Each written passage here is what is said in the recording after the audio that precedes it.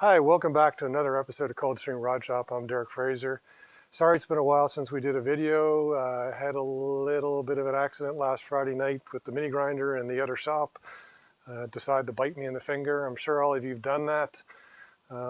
Lesson, don't point the sharp thing in your right hand at your left hand. So anyways, tonight we are going to talk about the drive shaft for the 32 Ford pickup.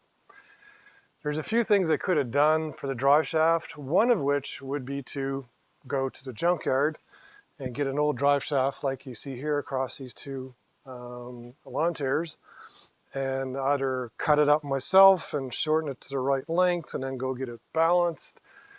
Like I did on the 29 Model A, I decided to get a custom drive shaft built. In order to get it built, you need to know how to measure it. One of the other things too, like what we covered in episode 19 of setting up the frame, was the angles of everything so that the drive shaft doesn't vibrate or pick up harmonics. So I'm going to swing around here and just go through that again. So the truck is already set up, but if you are building a hot rod or a modified something, it's always good to check and make sure that the angle of your rear end is at about the same angle as what your drive line is. So down here I've got the angle gauge onto it. I'm running around 4 or 5 degrees. And then just as a sanity check, come back up here and just sit it on the valve covers there, which are parallel to the drive line. I'm running at about the same 5 degrees. I have heard of a lot of people that will, put a drive shaft in and, oh my God, my drive shaft is vibrating. There's all kinds of reasons. It's not balanced, but one of them is if, your drive line is like this and your rear end is tilted at a different angle. You want your drive line and your drive shaft, the pinion and the transmission, to be parallel lines.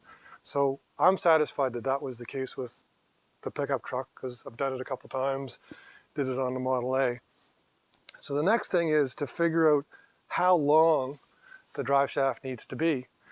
One thing is, if you have a yoke, an old yoke, preferably the exact one that you're going to use. Now in my case, I bought a replacement yoke, and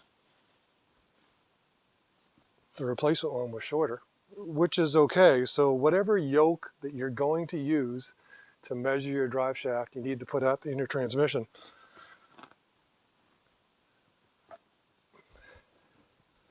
So over here, it's kind of hard to measure it, but essentially what you're going to do is you're going to put the yoke inside the transmission.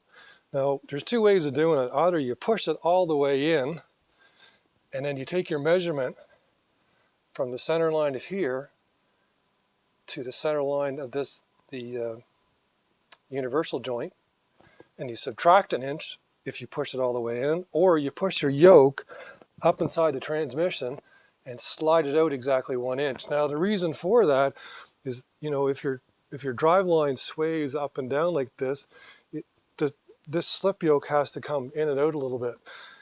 The other thing is, if, to go to put it in, you need to be able to put your drive shaft in there, push it in, and then bring it in place here on the yoke of the differential.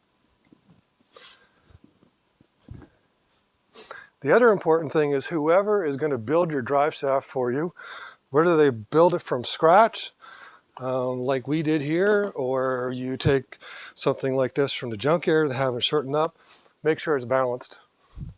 It's going to vibrate if it doesn't. I mean, maybe you'll put up with it, maybe you're not going to go very fast, but if you're going to do highway speeds and stuff, really need to have it balanced. Makes a big difference.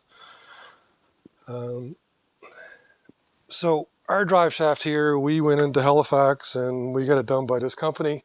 Brand new parts, brand new yoke. They're 1330 universal joints, which are the mid-size ones, simply because our drivetrain here some of it came from a truck, so it's the larger sizes.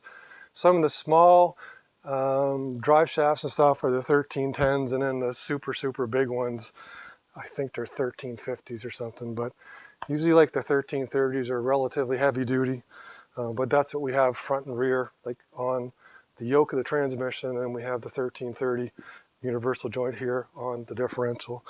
So I'll see if I can slip this in here and I'll demonstrate. I'm not sure if the camera lady, she might have to go on the other side.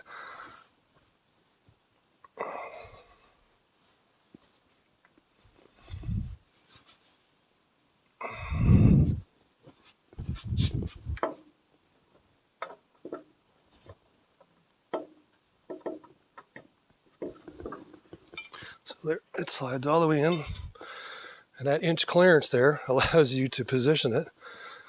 Now luckily I put my transmission in neutral, so there's that extra inch right there, so it'll allow you to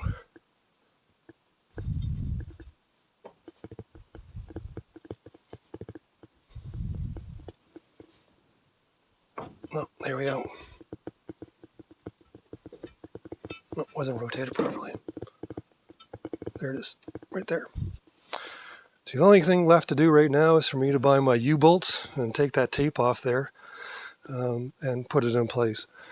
But that's basically how you measure for a drive shaft. I lean towards buying the new ones. Nothing wrong with taking an old one and cutting it, shortening it up, putting new universal joints into it and having a balance.